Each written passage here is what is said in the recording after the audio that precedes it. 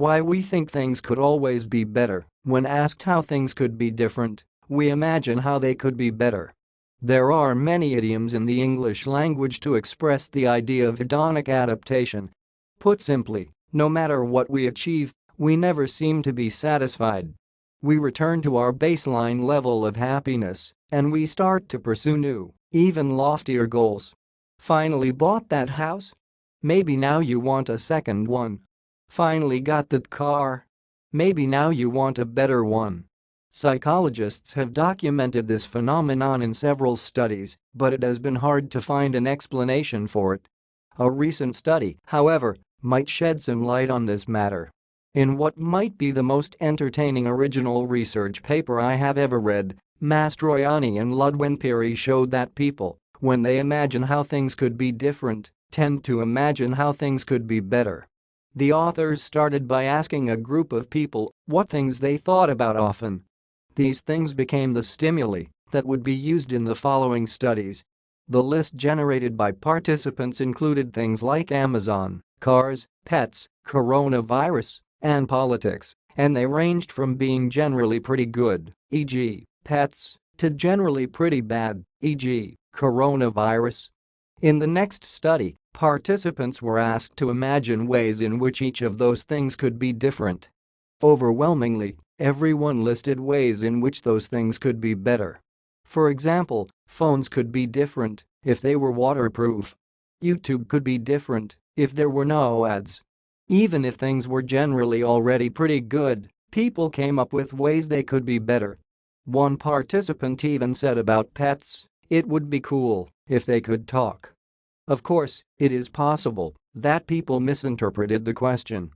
Maybe they thought that the researchers wanted them to come up with suggestions for improvement.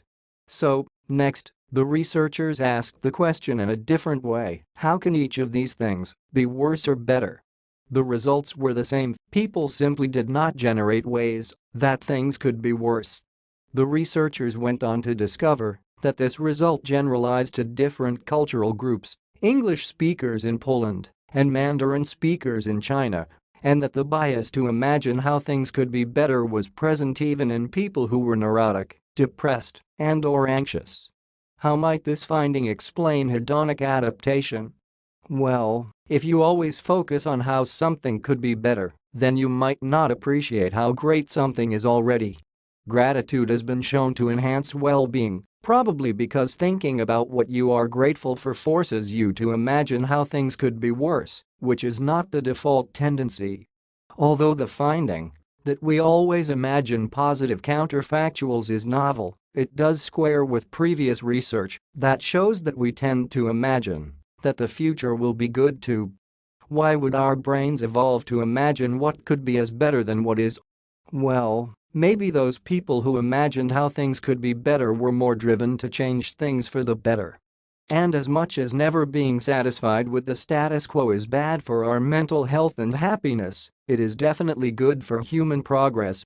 Mastroianni and Ludwin-Peery's paper is interesting, not just because the effect they uncovered was fascinating and robust. It is also written in a very engaging and humorous, albeit unscientific style. The paper is currently posted on a preprint server, which means that it has not yet gone through a peer review process to be published in a scholarly journal.